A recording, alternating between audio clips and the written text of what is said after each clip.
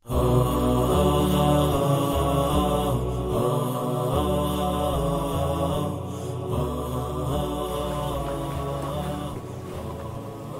علیکم. وعلیکم السلام. ستړي مشئ. بسم الله الرحمن الرحيم نحمده ونصلي على رسوله الكريم أما بعد فأعوذ بالله من الشيطان الرجيم بسم الله الرحمن الرحيم قال الله تبارك وتعالى في محكم كتابه وهو أصدق القائلين بعد أعوذ بالله من الشيطان الرجيم بسم الله الرحمن الرحيم إن تنصروا الله ينصركم ويثبت أقدامكم.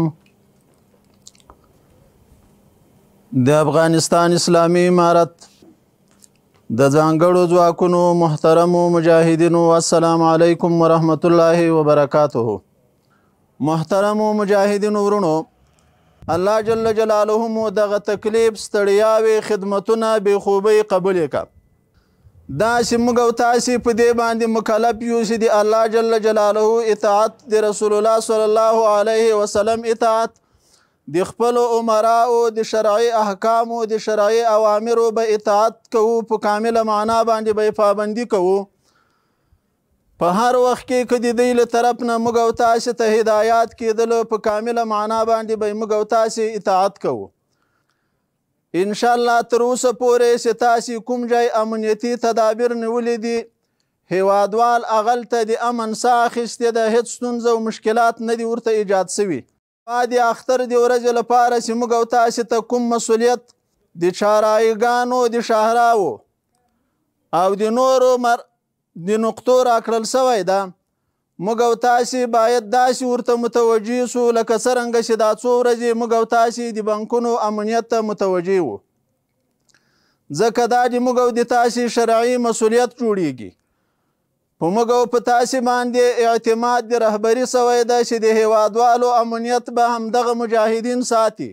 کم کې اختر د خوشحالۍ لمانځنه کوي او په آرام او اطمینان باندې کوي، دا هلته کولی شي چې کله د دوی په موږ او په تاسې باندې کامل اعتماد پیدا شي، او لله الحمد دغه اعتماد په موږ او په تاسې باندې پیدا سوی ده. دویمه خبره، د هیوادوالو نه متوقع غوښتنه ده، د موږ امنیتي ځواکونه د شپه ورځ د تاسې په خدمت کې دي، او د تاسې خدمت موږ ځکه کوو چې تیر د جهاد دور تاسې له موږ سره اوږه په اوږه باندې ولاړ ویه.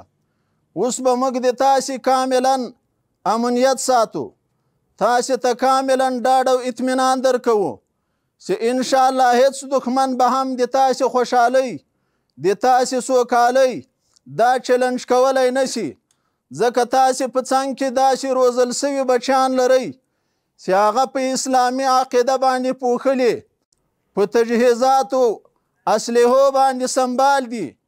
نو انشاءالله کاملا اطمینان درکوو چې د تاسې خوشحالۍ او د تاسې سوکالۍ به څوک چلنج کولی نشي.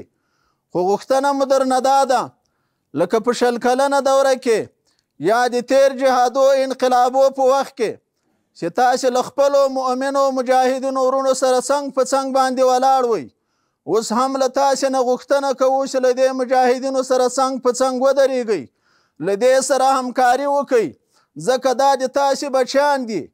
او دوی ته توصیه د خپل رهبریت له طرفه شکه هم دغه ده چې تاسې د هیواد او د هیوادوالو کامل امنیت وساتئ، تر څو پورې دوی په مشکلاتو په تشویش کې واقع نشي. مخکنۍ هغه خبرې به چې هغه د جمهوریت او یا د غربیانو روزل سوي مشیران وو، په هغو کلماتو باندې اوس چلیپه کش سوې ده، هغه اوس حذف سوي دي.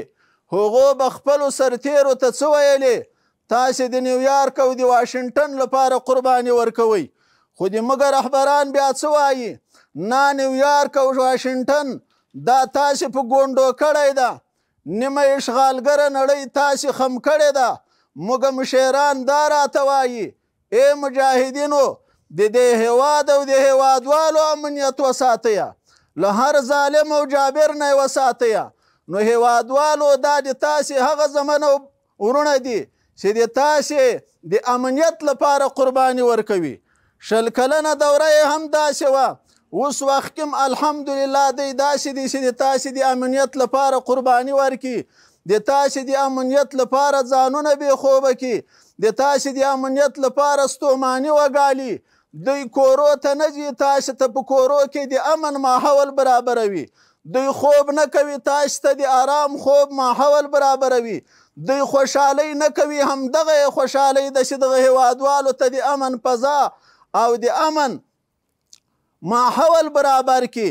نو هیوادوالو توقع مو درنه دا ده چې بیا هم د دغه ځواکو په څنګ کې ودرېږئ لکه څرنګه چې په تېرو وختو کې تاسې ولاړ وئ. بله خبره خپلو مشرانو ته په ډاډ او په اطمینان باندې وایو، تاسې د موږ مشران یاستئ. تاسې شل کلنه دوره کې موږ ته امتحان راکړی ده. موږ په تاسې باندې بدګمانۍ نه کوو او نه به یې در باندې وکړو. تاسې د موږ هغه مشران یې چې له موږ نه مو مخکې د الله جل جلاله د دین د دفاع لپاره قرباني ورکړې ده. له موږ نه مخکې مو د کورنۍ نه شهیدان ورکړي دي. له موږ نه مخکې مو د اسارت او د زخم او د شهادت خوند څکلی ده او تکلیفونه مو څکلي دي. نو موږ په تاسې باندې کاملا ډاډه او اطمینان یو. د تاسې هر شرعي امر ته موږ لبیک وایو، لکه په سختو حالاتو کې چې ورته لبیک ویلی وو بیا هم ورته لبیک وایو. تاسې ته اطمینان درکوو، تاسې ډاډه واوسیږئ، هیڅ تشویش تاسې ونه کوئ. موږ ته چې کوم مسؤلیت را په غاړه سوی ده، کوم مسؤلیت موږ ته راکړل سوی ده، موږ به په شپه او په ورځ باندې ورته ولاړ یو. د دې په خاطر باندې چې دا هیوادوالو ته لکه تاسې چې څرنګه په سرتاسري د ټول افغانستان کې امن راوستلی ده، امن مقایم کړی ده، موږ اطمینان درکوو. موږ د تاسې مأمورین یو، انشاءالله تشویش تاسې مه کوئ. هیوادوالو ته به داسې د امن زمینه مساعده وي، داسې د امن ماحول به ورته برابر وي لکه تاسې چې څومره په موږ باندې اعتمادي چې د امن ماحول موږ برابرولی سو. د الله جل جلاله نه نصرت غواړو، له تاسې نه دعاوې غواړو. نور به انشاءالله موږ د هیوادوالو امن ته متوجه یو، هیڅ تشویش تاسې ونه کوئ. یا هغه د وطن مفسدو عناصرو ته موږ هغو ته هم دا وایو چې تاسې لږ په دې باندې سوچ وکئ. دلته هغه اشغالګره نړۍ چې تاسې اوس د هغو له طرفه شکه لږ تغذیه کېږئ، لږ د هغو له طرفه شکه تمویل کېږئ. تصور د دې ونه کوئ چې تاسې به افغانان چلنج کوئ او دغه امنیت به یې تاسې مختل کوئ، امنیت ته به یې تاسې تاوان ورسوئ.